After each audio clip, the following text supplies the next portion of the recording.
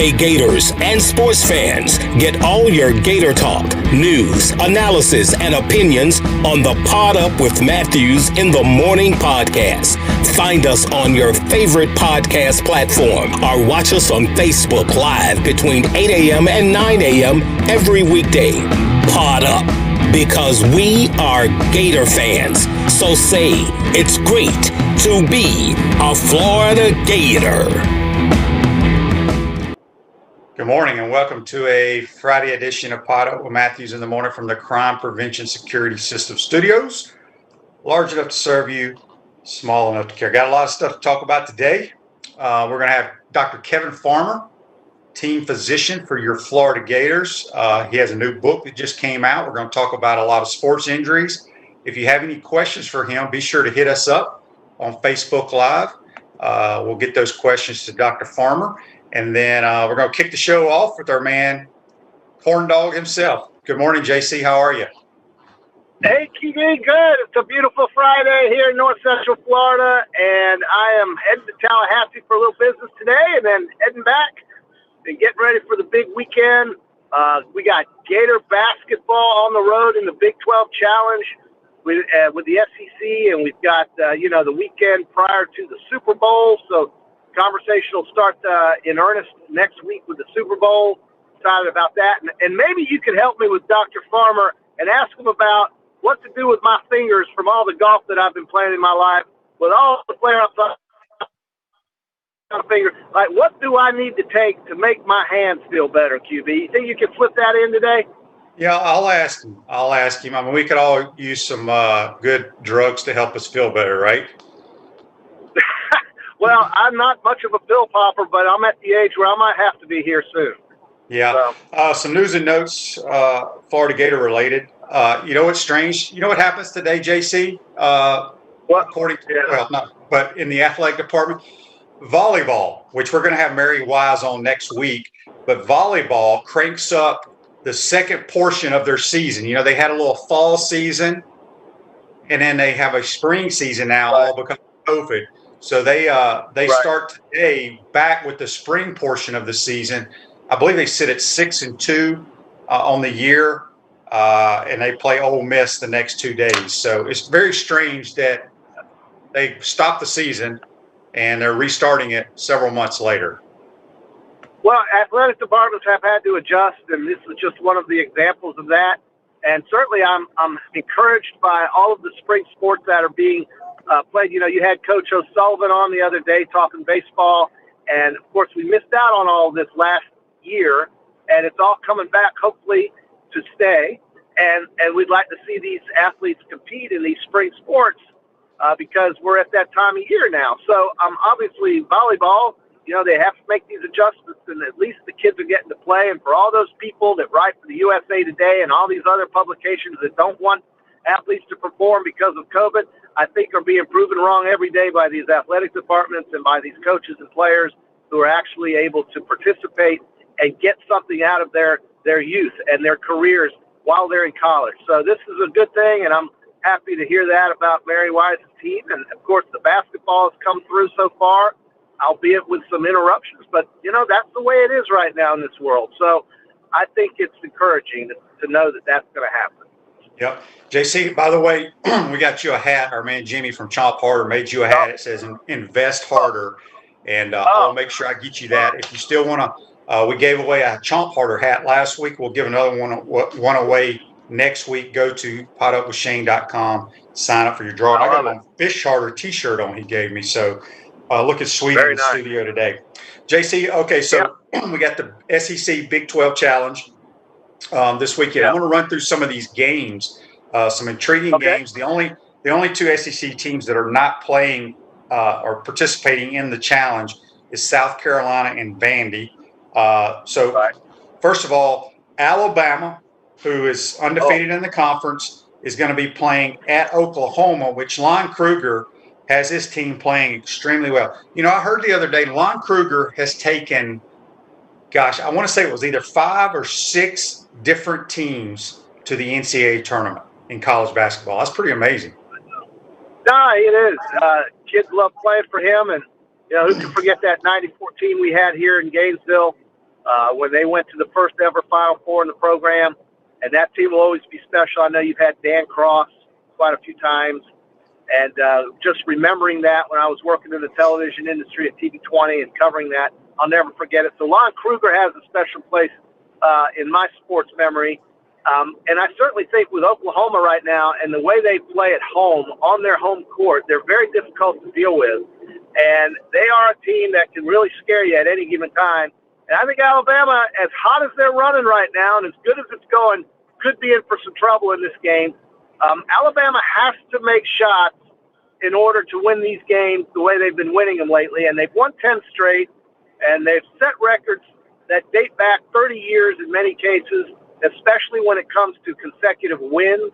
But I would think that in this game, they could be up against it because Oklahoma's playing really good basketball. But with that being said, if Alabama hits those threes, the math just works better for them. You know, when you're trying to outscore another team, if you're putting 3 points on the board and they're only putting up 2, you're going to win. But they have to make their shots. And Kentucky, I think, exposed them somewhat with the way they were playing their defense and made it tougher for Alabama to score. And yet Alabama still won the game by 11 points, although it was much closer than that final score if you had watched the game. So I think Alabama's going to have its work cut out for them in that Oklahoma game, and it wouldn't surprise me to see Oklahoma win that game. Yeah, well, Oklahoma has had 3 or 4 of their starters score over 30 points a game. So it's a matchup of pretty much the same type of teams. But that was a profound statement you made there, JC. If Alabama makes their shots, they have a chance to win. Yeah. And that's then good math stuff. works for them too. Yeah, it is. Yeah. And when you score 3 points on in a consistent basis, you're probably going to beat the team that mostly just scores 2 points. That's true. Yeah, very true. Great statement. Another game which is kind of a stinker. A&M is playing at Kansas State. Nobody really cares about that game. That's The Gators at 2 o'clock will be at Morgantown playing West Virginia, who's ranked 11th in the country. This is going to be a good test for the Gators because Bob Huggins' team, and we talked briefly about it yesterday with Chris Harry. They get up in your face, they press you, they play nasty defense. They're always a tough basketball team. So it's going to be a test for the Gators. But if the Gators can win this type of game on the road, boy, does it boost their resume.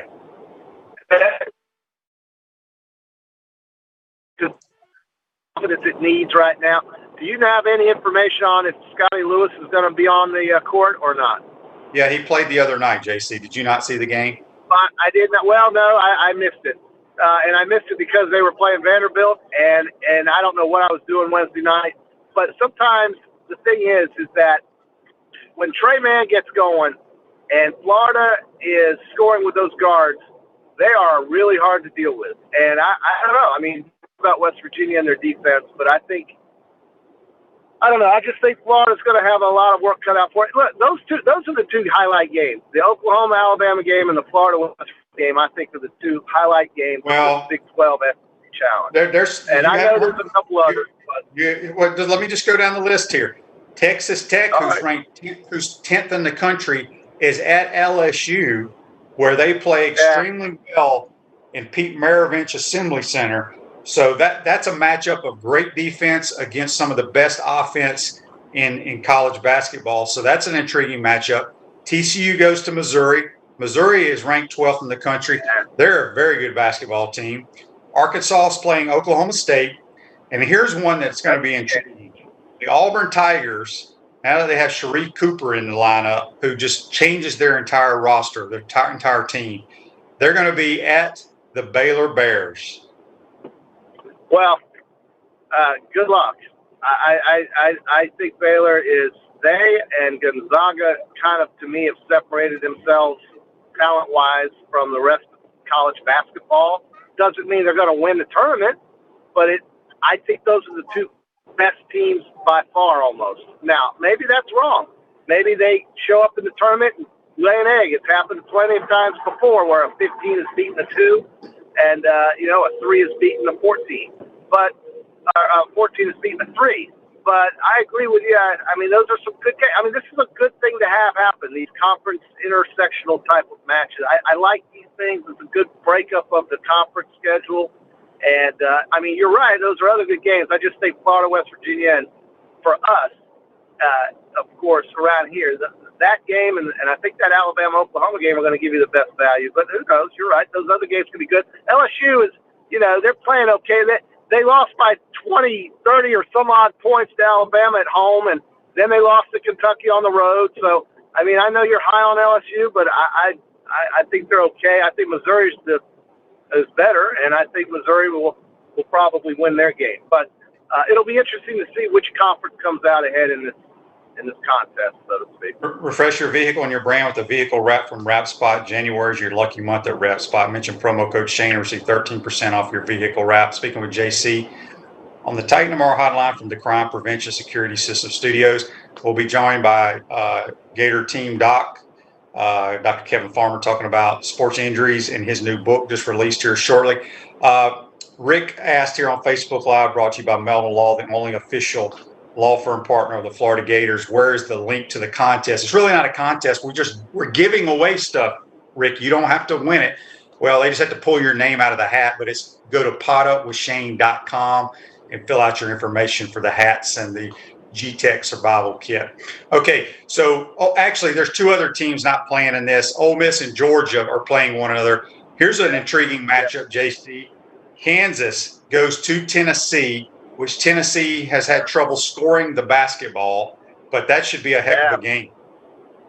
Yeah, it should, but, Kansas is a team that's dropped a couple of games that you would normally think they would win, too. I mean, Kansas, I don't see this as the Kansas of old, the teams that challenge for national titles. This is not, to me, a national title type of Kansas team.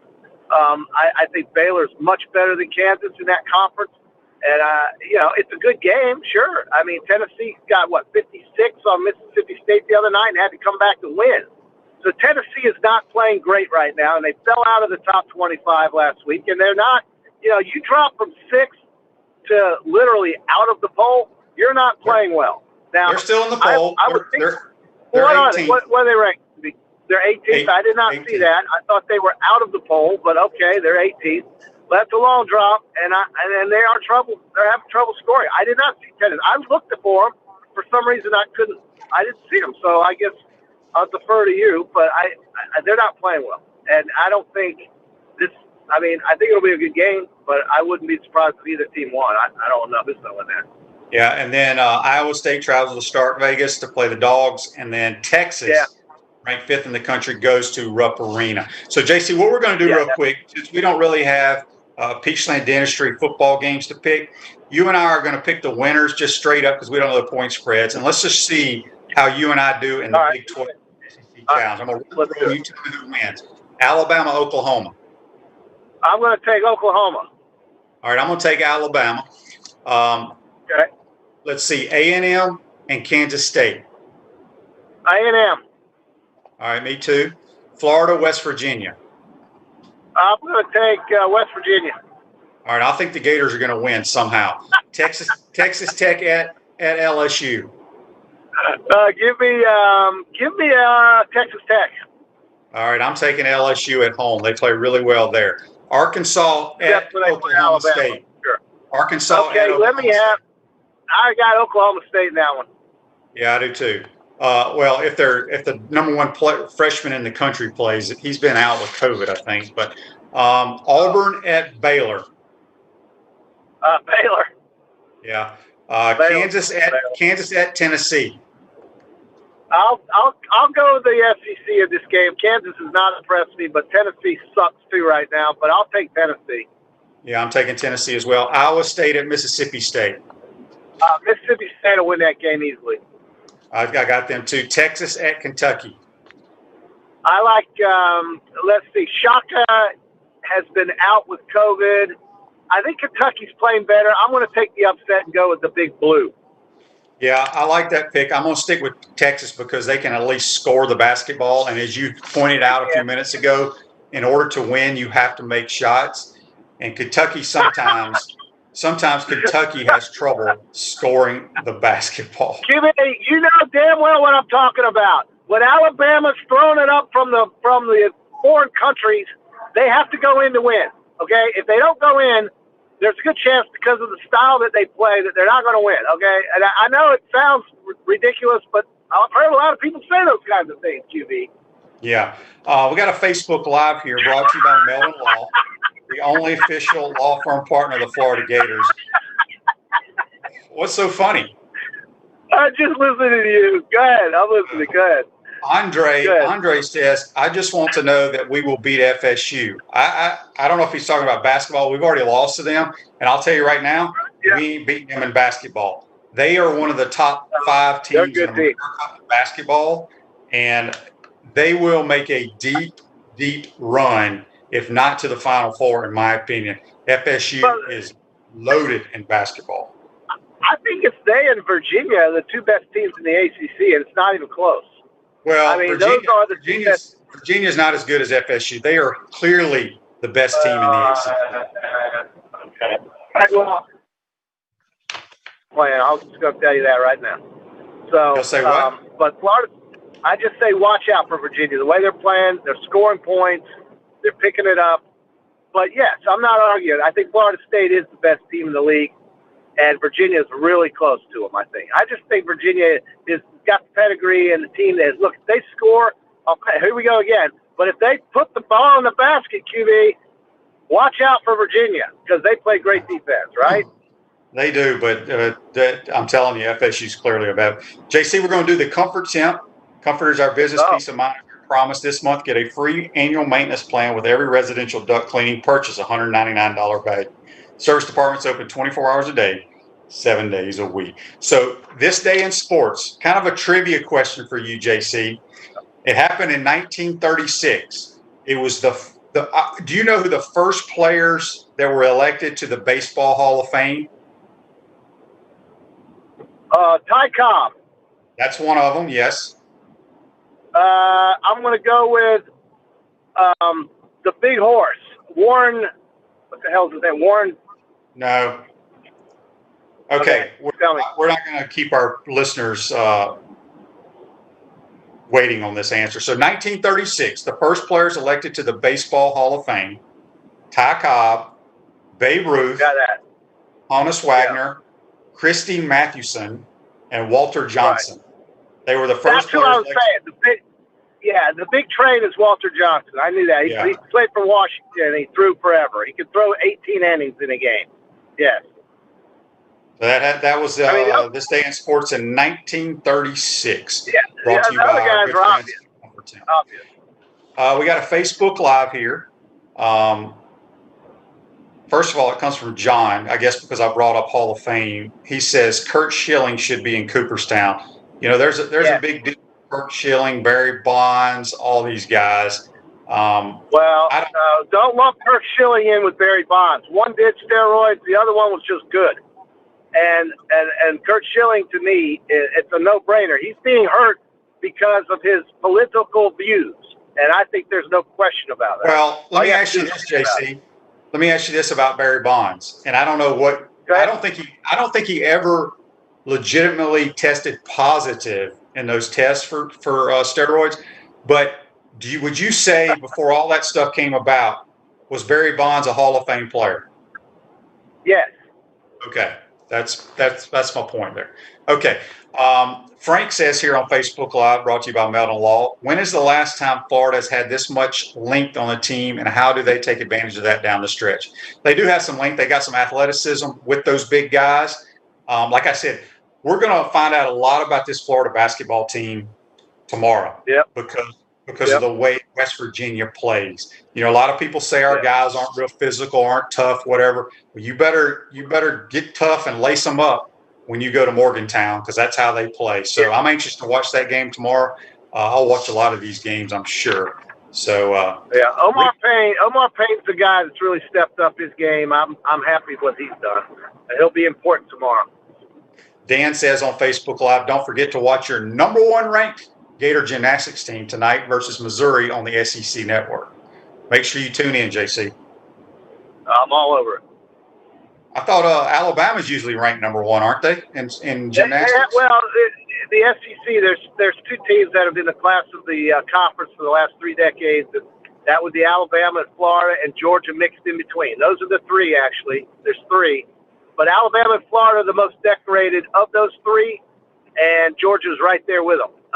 It's all about the coaches that they've had at those schools. And certainly the coaches they've had here at Florida, tremendous. And, of course, you have the legendary Sarah Patterson at Alabama and Suzanne Yacoulin up at Georgia. So, you know, and Rhonda Fain, to me, is every bit as great as those. She just didn't stay here as long. Sarah Patterson was at Alabama for 20-something years with her husband, David, and Suzanne Yacoulin was coaching Georgia for as long as I can remember. Rhonda Fain was very successful in Florida. She just didn't stay very long in comparison. Yeah, well, we got a good coach right now. So Dan says Bama's ranked 7th in the country right now. So, JC, have you been following anything going on with the Senior Bowl? Yeah, I've been watching Devontae Smith and how he's, you know, just the Alabama guys and some of the Florida. Yeah, look, I haven't really paid much attention to it, but I think when they play, I'm going to watch some of that game. I just want to see how hard these guys actually play, because clearly I don't think Devontae Smith has to play hard at all. I think he's going to be a top 5 pick. So, I mean, I don't know what he's going to prove or what he's going to show out there and why he's even playing, but there he is. So I think it's bigger for a guy like Najee Harris. And it helped me out with this. Is Pitts playing in that game? No, he's not eligible. You have to be I think you have to be a senior.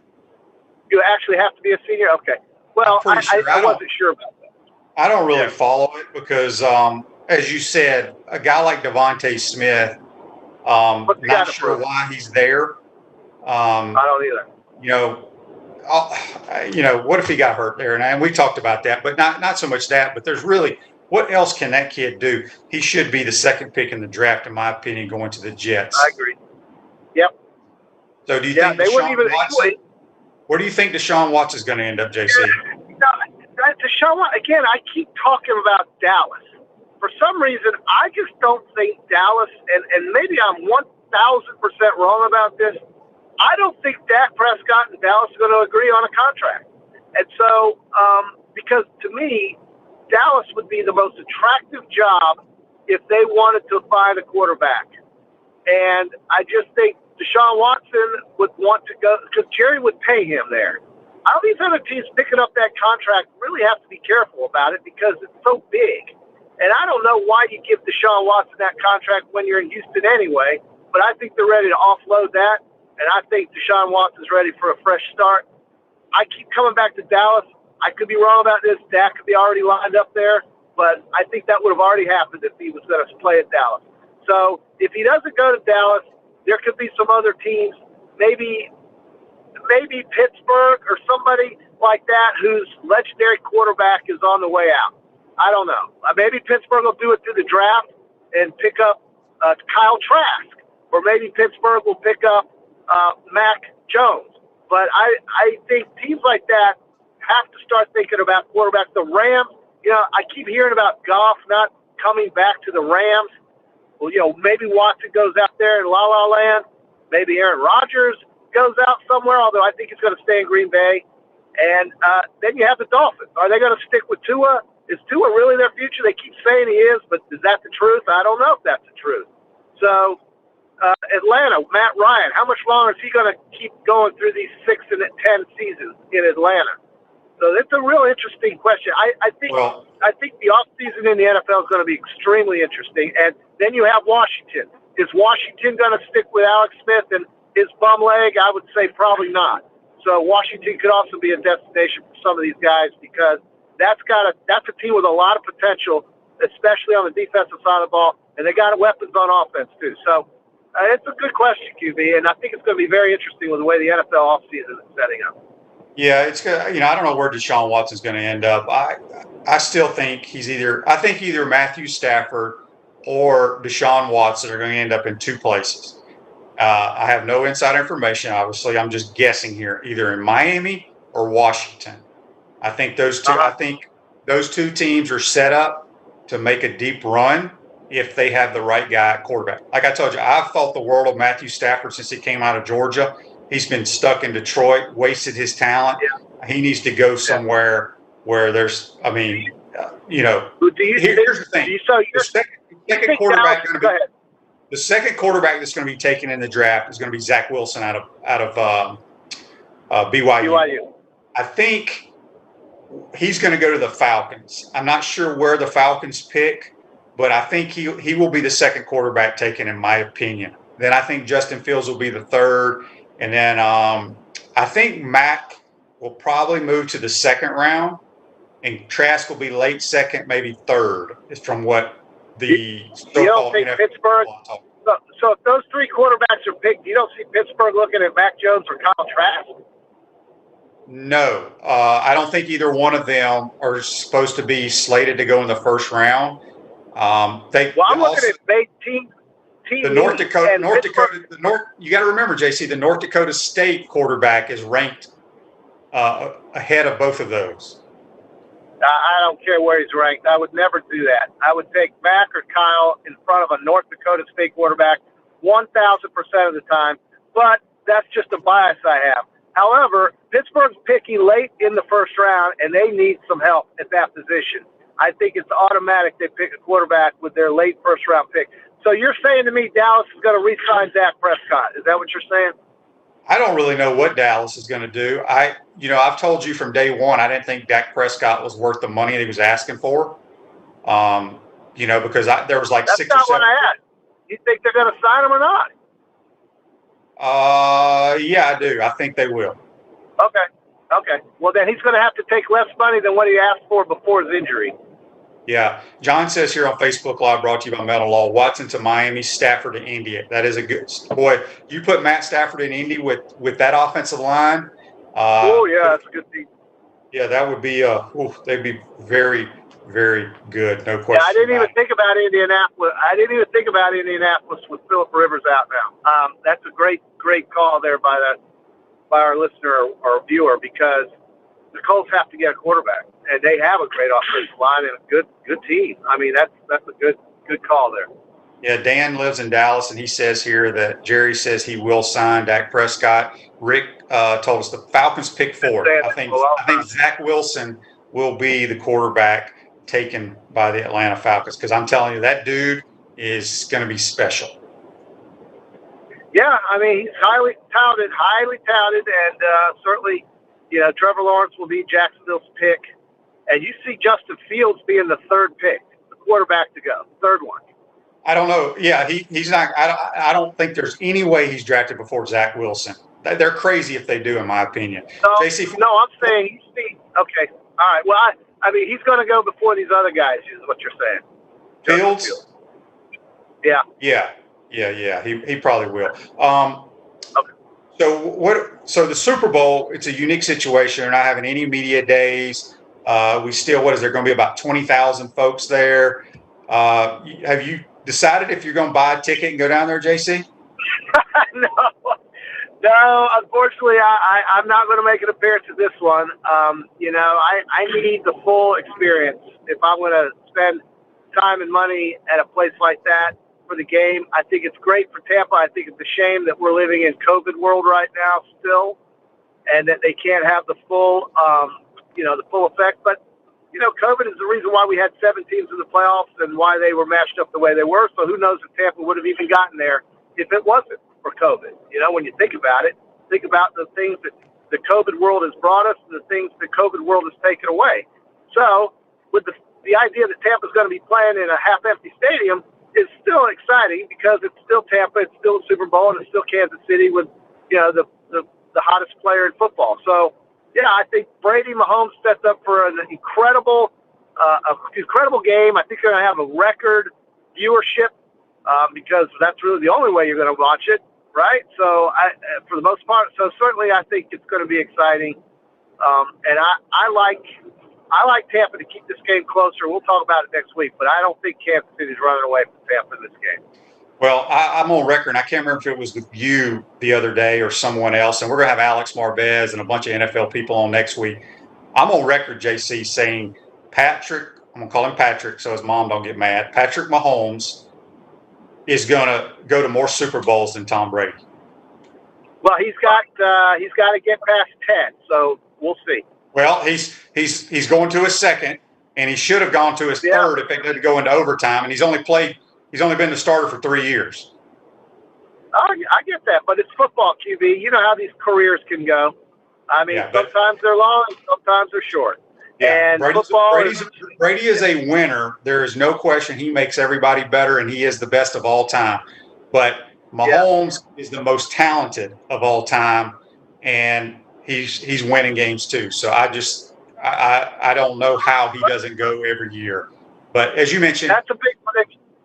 Injuries do happen. So anyway, JC, be safe, my man. We'll talk to you on Monday, and we'll get you your new Invest Harder hat. I'm excited about that. We'll see everybody on Monday, and have a great weekend, folks. Go Gators. All right, take care. Hey, folks, let me tell you about one of our new sponsors, G-Tech Clean. G-Tech Clean is your complete germ protection. It's EPA approved to kill COVID-19 and kills 99.9% of all germs and viruses, black mold, and also deodorizes. It's the safest, affordable way to clean and sanitize your business, no matter if it's a gym, school, retail store, or office. Use it in your home anywhere from the bathroom to the kids' room. It's formulated to provide 24/7 protection and is over 30 times more durable than any other cleaners. Try G-Tech at home as well. G-Tech Clean. I keep my pot-up studio clean of any viruses, COVID-related, and other germs with G-Tech Clean, and so should you. We're going to take our first time out of the program. When we come back, we'll be joined by Dr. Kevin Farmer, team physician of your Florida Gators. You're watching and listening to Pot Up with Matthews in the Morning from the Crime Prevention Security System Studios. We want to take this moment to thank all our sponsors who keep the show going and pay the bills. Our Gridiron sponsors are Crime Prevention Security Systems, large enough to serve you, small enough to care. Titan MRI, Gainesville's only locally owned and operated MRI facility. Meldon Law, where you matter most. Peachland Dental, Gator Nation's first choice for dentistry in Port Charlotte. Comfort Temp, comfort is our business, peace of mind is our promise. G-Tech Sport, keep your athletes in the game with G-Tech Sport. Celebration Point Town Center, Center State Bank, Chris Doring Mortgage. Some of our touchdown sponsors are Campus USA Credit Union, Adams Ribs, Doreen Wiebe Realtor, Caldwell Banker MM Parish, Gator Dominoes, Celebrate Primary Care, Davis Gainesville Chevrolet, Miapa Latin Cafe, Rap Spot, Okido America, Gators Dockside, Style Cuts, Ironwood Golf Course, TB Financial, Meadowbrook Golf Course, Dar Shakow Insurance. If you are interested in promoting your business on the show, you can visit our website, potupwithshane.com, and click the advertise button or call Freddie at 352-284-3733. Again, thank you for all the great businesses that support the show. Please remember, if you like what we are doing here, thank our sponsors and support the businesses that support us. Welcome back to this Friday edition of Pot Up with Matthews in the Morning from the Crime Prevention Security System Studios. Celebration Points, where the Gators go to celebrate, with premium brands like Bass Pro Shop, Nike, Sensei, Prime and Pearl, and opening soon Dave & Buster's, and coming spring of 2021, the HBC's new restaurant, Spurrier's Gridiron Grill and Visor's Rooftop Bar. We will see you at Celebration Point, where the Gators come to celebrate. Now we're going to go back to the Titan MR hotline, and we're joined by team physician of the Florida Gators, Dr. Kevin Farmer. Good morning, Doc. How are you? Morning. Good, thank you. How about yourself? Can't complain. I feel pretty good today. There's some days I wake up, I don't feel real good. Body hurts. But Doc, I wanted to talk to you. We got a lot of questions for you, but you just came out with a new book called Football Injuries. We're going to put up a link here where people can go purchase it. What made you write this book, and kind of what's it all about?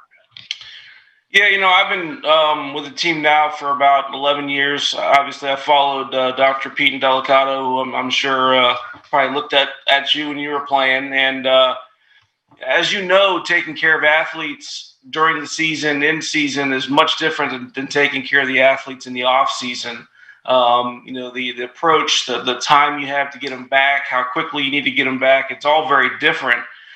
And as I started early in my career, I wanted to understand the science behind the decisions that we were making. How safely can we get somebody back in a quick time? And what is the risk-benefit ratio? And so I started every injury I saw looking at all the science, looking at all the research. trying to make sure that I had a good holistic approach. And I realized there wasn't a lot of information out there. People, a lot of it was anecdotal, calling people who've been doing it for a while, getting their opinions. And so I wanted to sort of collate all the information that's out there, all the science, and say, if you've got an athlete that gets hurt in the season with this injury, how can you get them back quickly and safely and not put them at risk, but also not have them miss the entire season? And that kind of led to getting all that information together and writing the book.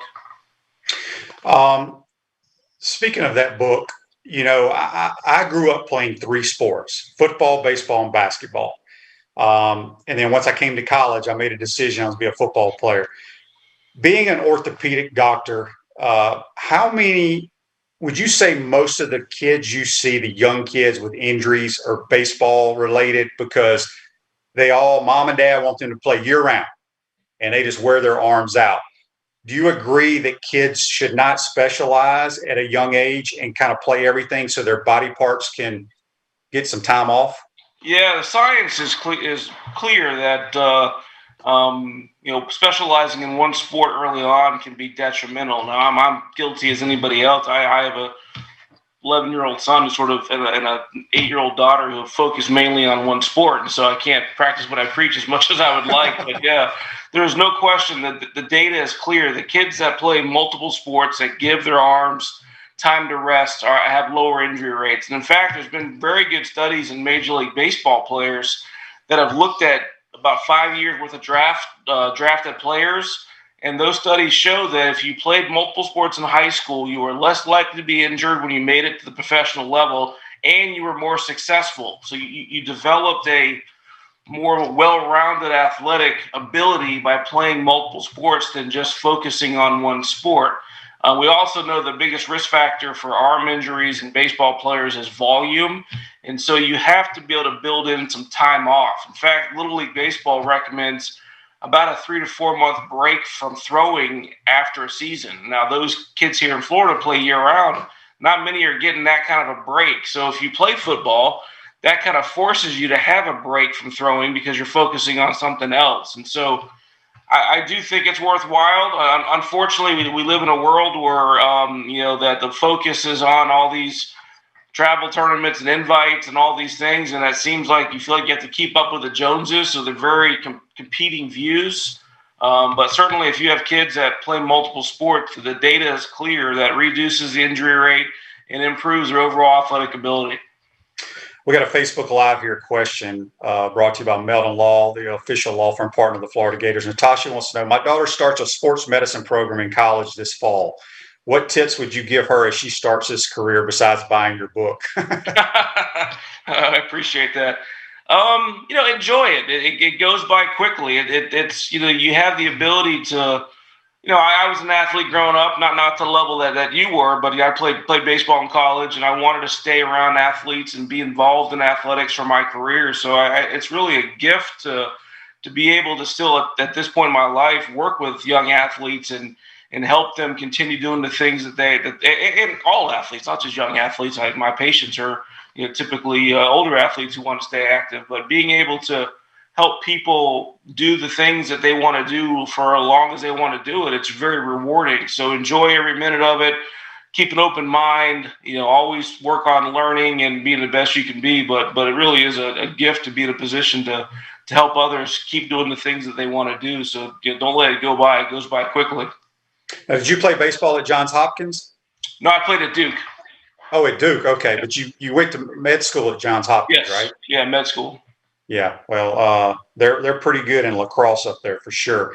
I want to get your opinion on this. And, all my years of playing, whether it was college ball or pro ball, hated playing on artificial turf, regardless if it was the old school, like cement type turf or the new with the little pellets and everything. It still sucks, in my opinion. Mm-hmm. As an orthopedic doctor, does turf cause more injuries than natural grass?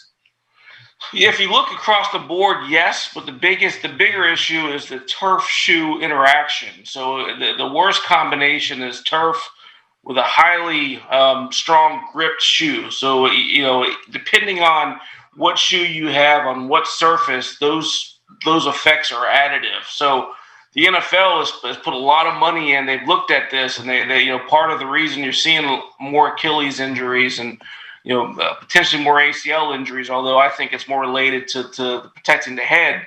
More athletes are having to tackle low, but is the interaction of the shoe wear and the turf. So they spend millions of dollars now studying that, and they have recommended shoes for certain turfs and certain companies, and it's a whole kind of scientific process. But yeah, if you look at turf by itself, synthetic turf does have a higher risk of injury, but if you have the appropriate shoe, you can probably neutralize that to some extent to make it more closer to natural grass.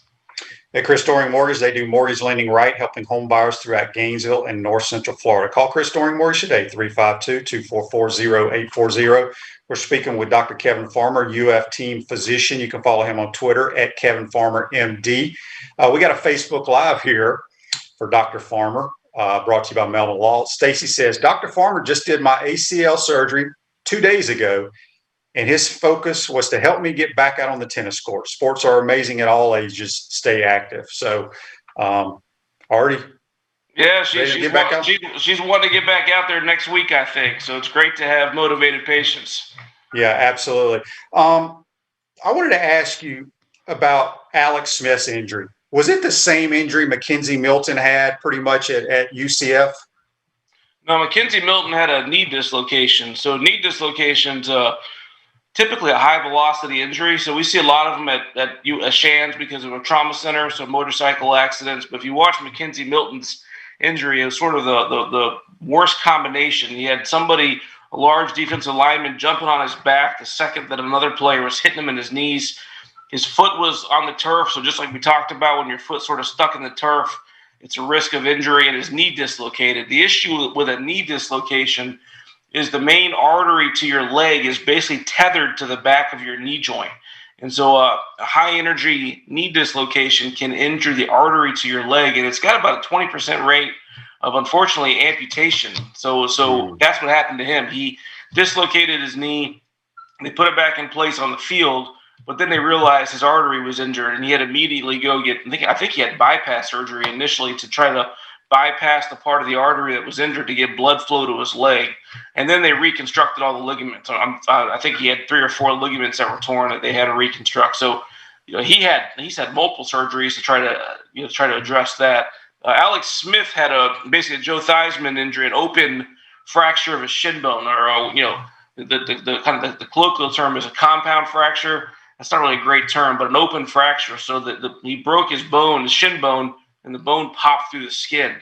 And so that got infected. And if you see the documentary, you can see how badly that can go if that happens. There's an Alabama player had one who played against Poythress. Was that his name? The wide receiver? Yeah, Prothro. He had a similar injury where he was tackled. If you think about your shin, there's not much there between the outside world and the bone, just some skin right there. And so if you break that bone, occasionally it can come through the skin and get contaminated, and that's a big problem. So they had, and Alex ended up having, we call necrotizing fasciitis, or also known as flesh-eating bacteria. So it's a very bad, quickly moving infection that can spread quickly. And then if you've seen the video or the documentary, you see that he almost lost his leg and almost died. And those people, that can happen to them. So he's done remarkably well. I wanted to ask you, in the Ohio State, who did they play? They played Alabama, I think, this year in the 14 playoff. Whoever Ohio State was playing, I can't remember. Their running back, Trey Sermon, went down with a shoulder injury, and they thought it was like a broken collarbone, but they took him immediately to the hospital because I can't remember what it's called, but why is that such a severe injury rather than just breaking your collarbone? Yeah, so I don't know that they released what they have. I'm almost certain what he had was a posterior sternoclavicular dislocation. So your collarbone meets your sternum right underneath your neck here. And it's not uncommon to get a shoulder separation, which is the collarbone on the other side. But if you get tackled here and your collarbone gets pushed back, which is a posterior sternoclavicular dislocation right behind the sternum, is a lot of bad things. Your major blood vessels, your heart, your trachea. And so if the collarbone gets pushed back, it can obstruct any of the vital structures that potentially could lead to catastrophic outcome. So Tyreek Hill had it in Jacksonville a couple years ago where they had to rush him to the hospital. And what you have to do typically is put him to sleep and try to pop it back in place with a device, or even open it up and do it. And you typically have to have cardiothoracic surgery available in case there's a problem. So it can be an emergency. Wow, that's a scary. I didn't realize that injury could be that severe. Doc, when you think about the ACL, would you say you do more ACLs surgeries? Yeah, I probably do about 100 a year. Yeah. So when you look at the ACL back in the 90s or whatever, I mean, you had these big scars and it took months, years to get back. Now, what is the average when you have an ACL surgery, with rehab and the new technology or whatever? How quickly can a kid come back and play? Yeah, that's a good question, because the push for the longest time was to try to speed that up. And in actuality, over time with the technology and the things, we're actually putting an ACL more anatomically than we used to. Back in 20 years ago, we didn't have the technology to put the ACL exactly where it was supposed to go, so we're off a little bit. And it turns out that if you're off a little bit, it probably decreases the strain on the graft, if that makes sense, but it also increases the long-term risk of arthritis because the knee's not as stable as it should be. So if you look at studies on long-term ACL follow-up, the risk of arthritis is still very high. So we've gotten better with the surgery. Now we put the ACL exactly where it needs to go, but the trade-off, which is probably better long-term for sure, but the trade-off is that there's a higher risk of that graft seeing stress. And so while we tried to push to get players back quicker, where it used to be 6 months, now actually the push is the other direction to take longer. So 8 to 9 months is now the kind of the recommended. And in fact, you hear athletes now saying they won't be back for a year. If you look at a lot of these basketball players, Rose and Porzingis, they all basically it took about a year to come back. And so it's kind of strange that over time it's been this kind of ebb and flow where let's get them back quicker, and we realized the re-tear rate's too high. Now let's go slower, and so we're back the other direction. But I think we're doing a better job of putting the ACL where it's supposed to go, which is better long-term for the athletes. I got a question. I think I asked Dr. Pete this past summer on my show, but somebody asked me while my son was still in high school and we were sitting around, a bunch of dads at a baseball game, were asking me, well, why does Luke ever have any arm injuries? I was like, no, because he wasn't a pitcher. He played in the outfield and he was a quarterback. But why do quarterbacks, as much as they throw, not really have arm problems like a pitcher? It's a great question. And in fact, now that, my son is really focused on baseball, instead of doing long toss to work on his arm strength, I actually have him throw the football. And it's something with the mechanics that nobody's really been able to figure out, where the mechanics of throwing the football puts less strain on the UCL, the Tommy John ligament. Now, if you look at, you know this a lot better than I do, if you look at over the course of your playing days, the times that you threw a football at maximum distance or maximum velocity was probably pretty low. Unlike baseball, where if you look at the maximum velocity over the course of 100 pitches, it's probably 60, 70 of those pitches you're throwing them as hard as you can. So I think that's probably the biggest issue. But, I remember as a kid, Nolan Ryan was a big proponent of using footballs to throw. In fact, I had a baseball card of him throwing a football when I was younger, and that was his big focus. And I think it has something to do with less torque, and it's something, and it also has to do with the amount of the velocity and how hard you throw it. But there's a study, NFL players, they looked at 10 NFL quarterbacks who've had UCL injuries during their season. In fact, this is in my book. Only one of those ended up having surgery. So 90% of NFL quarterbacks with Tommy John ligament documented injuries ended up having to have Tommy John surgery. Now, Ben Roethlisberger had surgery a year or two ago because of it. So depending on how bad the tear is, but the vast majority of quarterbacks with elbow injuries that would require Tommy John surgery and pitchers ended up not having it. Interesting. I wanted to ask you, Jalen Waddle, did he dislocated his ankle, whatever it was? He had surgery on it. Mm-hmm. He came back and they're 14 playoff, or maybe it was the national championship game. I can't remember, but too many concussions, Doc. He got out there and ran some routes, and man, you saw him limping. Obviously, the doctors would not have cleared him if they didn't think it was safe for him to play. Did he just come back a little too early? Is that why he was limping, you think? Yeah, he came back. I don't think he was quite 3 months yet. So he had a fractured dislocation of his ankle. So same injury Felipe Franks had. If you saw his injury in the Kentucky game. And so, they had to go in, fix the bone, and then do this tightrope you've heard about, maybe the tightrope to a tightrope. So I think, what likely had happened is that his x-ray showed the bones had healed, because by 3 months, most fractures have healed, which is kind of the first step. But then it takes another 4 to 6 weeks to get the soft tissues to kind of re-equilibrate and get back to playing. And I think he hadn't had enough time to pass that step. I think he wanted to push the envelope and show that, he could get out there and fight through it, but he just wasn't ready yet. And obviously the soft tissues weren't ready yet. As you can see, he couldn't stop. That's usually the hardest. I'm sure you've had plenty of ankle sprains and injuries. Mm-hmm. Trying to stop from a full sprint is usually the hardest thing to do when you have ankle injuries. And you can see he had a real hard time stopping. We got a text here on the Titan MR text line. It's a great question. I think a lot of people will be interested in this. Daryl wants to know, Dr. Farmer, can you explain what turf toe is? That's a good question. Yeah, so turf toe is an injury. So if you think of my hand as your foot, the big toe, the injury to the big toe where it connects to your foot right there, at the ball of your foot, there's a complex set of ligaments there. We call it the plantar plate. That stabilizes the big toe. As you guys all know, the big toe is very important for push off, for balance, all those different things. But if you get tackled with your foot planted and somebody falls and that big toe gets yanked back with a lot of force, you can injure that plantar plate. And that's more common in, as we just mentioned, in turf, because the cleat tends to stick. And so if you injure that plantar plate, that can lead to long-term pain problems. It can lead to arthritis. Eddie Lacy, running back Alabama, had a famous case where he had terrible turf toe. He actually had that joint fused before he was drafted. So when he played for the Packers, he had a big screw through that joint there. He played in his career due to repetitive turf toe in college. So it can be an issue, and it's also very common. Well, Doc, appreciate you joining us. Let everybody know once again, we're going to post it on Facebook here, how they can buy your book.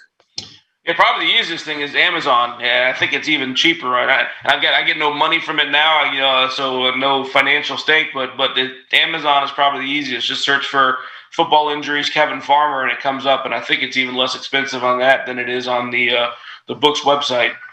Awesome. Well, Doc, we appreciate you taking the time. Be safe out there, and we'll talk to you soon. Thank you very much. You guys have a good one. Go Gators. Yes, that's Dr. Kevin Farmer. Join us on the Titan MR Hotline. I'm going to take our final time out of the program. We'll be right back and wrap up this Friday edition. We want to take this moment to thank all our sponsors who keep the show going and pay the bills. Our Gridiron sponsors are Crime Prevention Security Systems, large enough to serve you, small enough to care. Titan MRI, Gainesville's only locally owned and operated MRI facility. Meldon Law, where you matter most. Peachland Dental, Gator Nation's first choice for dentistry in Port Charlotte. Comfort Temp, comfort is our business, peace of mind is our promise. G-Tech Sport, keep your athletes in the game with G-Tech Sport. Celebration Point Town Center, Center State Bank, Chris Doring Mortgage.